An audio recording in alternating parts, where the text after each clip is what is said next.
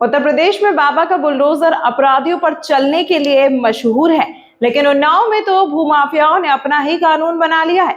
यहाँ एक गरीब किसान की 3 पुश्तों की मेहनत को एक रात में राख कर दिया गया। रात के अंधेरे में माफियाओं ने आरा मशीन से 100 से ज्यादा फलदार पेड़ों को काट डाला और गरीब की झोपड़ी में आग लगा दी। हैरान करने वाली बात यह है कि पुलिस सब जानकर भी मौन है। क्या उन्नाव का प्रशासन माफियाओं के आगे नतमस्तक हो चुका है? देखिए हमारी ये झकझोर देने वाली रिपोर्ट। ये जलती हुई आग कोई चिता नहीं, क्या हुआ है?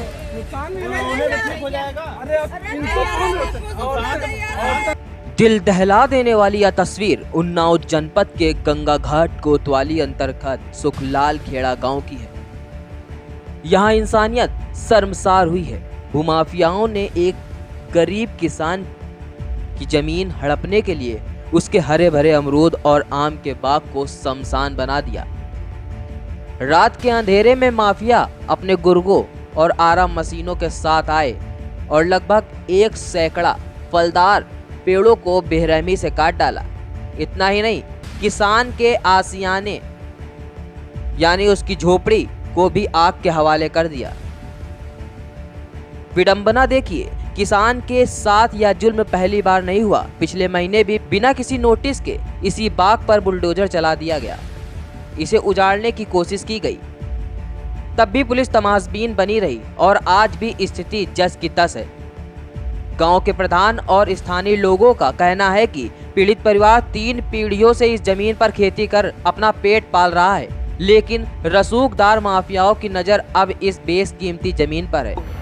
सुखलाल खेड़े गांव में है, ये गंगा घाट कोतवाली अंतर्गत क्षेत्र में आता है। और जो आगजनी और ये दिखाइए आगजनी और जो हरे पेड़ों की जो है काटे गए हैं, कम से कम 100-150 पेड़ काटे गए हैं। उसके बारे में जो ग्रामीण हैं, यहाँ के जो गांव निवासी हैं, उनसे हम कुछ बात करेंगे। यहाँ पे प्रधान जो क्षेत्र के प्रधान प्रतिनिधि हैं वो भी हैं, उनसे बात करेंगे। सर, आपका क्या नाम है? हाँ, रंजीत नाम। ये आपका ग्राम प्रधान क्षेत्र आता है? यहाँ प्रतिनिधि हैं। ये जो जमीन पे यहाँ पे पेड़ कम से कम 100-150 पेड़ काट दिए गए हैं, तो इसके बारे में आप क्या बताएंगे? कितने वर्षों से ये लोग जाके जो किसान है यहाँ के, कितने वर्षों से इस जमीन पे रह रहे हैं, इस जमीन को जोत रहे हैं, बो रहे हैं?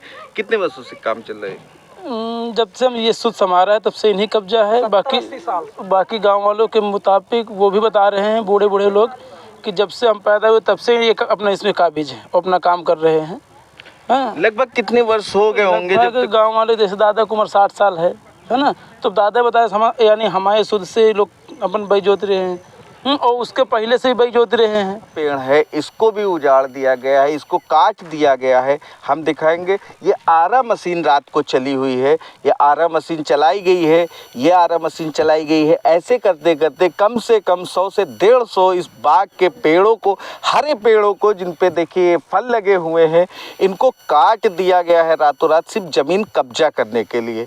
अब आपको ये दिखाएंगे कि ये देखिए, ये आगजनी भी की गई है। ऐसे नहीं कि भूमाफियाओं ने सिर्फ ज़मीन कब्जा करने के लिए पेड़ ही काटे हैं, ये आगजनी की गई है रात को। यहाँ पे आगजनी करके इनकी झोपड़पट्टी जो थी, खेत को तकते थे, उसको रात को जला दिया गया है।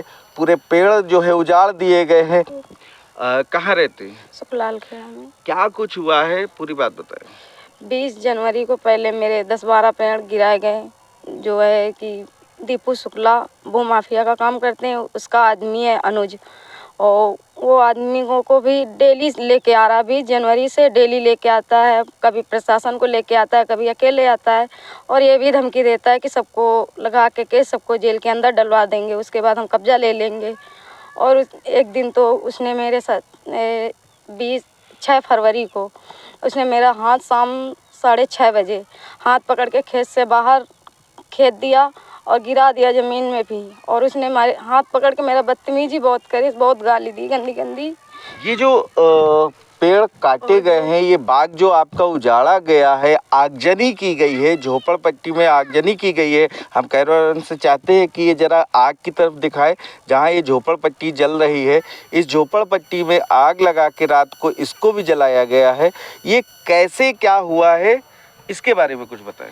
रात में जब आग की लपट, झोपड़ी की लपट जब निकली तो हम लोगों ने बाहर निकल के देखा। जब वहाँ से घर आए, घर से नहीं जब यहाँ पे आए खेत में, तो देखा कि सारे पेड़ हमारे कटे पड़े थे। उनमें से दीपू शुक्ला और वो अनुज भी थे, उनके कुछ 6-7 गुंडे भी थे। क्या इसके बारे में आपने पुलिस प्रशासन को जानकारी दी है, और अगर दी है तो क्या कुछ मदद आपकी पुलिस प्रशासन कर रहा है या नहीं कर रहा है? कुछ नहीं कर रहा है। मैंने एप्लीकेशन भी दी, जानकारी भी दी, कोई मदद मेरी नहीं हुई। प्रशासन यहाँ गंगा घाट का पूरा थाना मिला हुआ है उनसे। इस पे प्रशासन अब भी चुप्पी बांधे है। जब पीड़ित परिवार जाता है प्रशासन से अपनी शिकायत करने के लिए तो पीड़ित पक्ष की सुनी नहीं जाती है। पुलिस प्रशासन इनको डांट के फटकार के भगा देता है। यहाँ पे भूमाफियाओं का बोलबाला चल रहा है। शुक्लागंज गंगा घाट क्षेत्र में कम से कम लगभग आधी ज़मीनें भूमाफियाओं के कब्जे में है। आए दिन उन पे शिकायतें जाती है, आए दिन राजस्व की टीम आके उनसे कब्जा मुक्त कराती है, मगर पहले से कोई भी जिला प्रशासन एक्टिव नहीं होता है कि इन भूमाफियाओं को पनपने दे।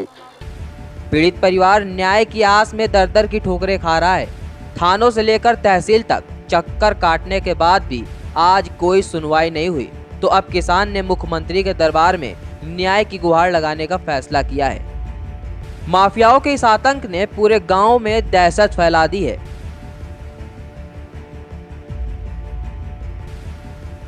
G94 न्यूज के लिए अश्विनी शेखर की खास रिपोर्ट। एक तरफ सरकार पर्यावरण बचाने के लिए करोड़ों पेड़ लगा रही है, वहीं दूसरी तरफ माफिया सरेआम हरे भरे बागों को काट रहे हैं। किसान की झोपड़ी जला दी गई, उसके रोजी रोटी के साधन छीन लिए गए, लेकिन गंगा घाट पुलिस अब तक जांच का ही रोना रो रही है।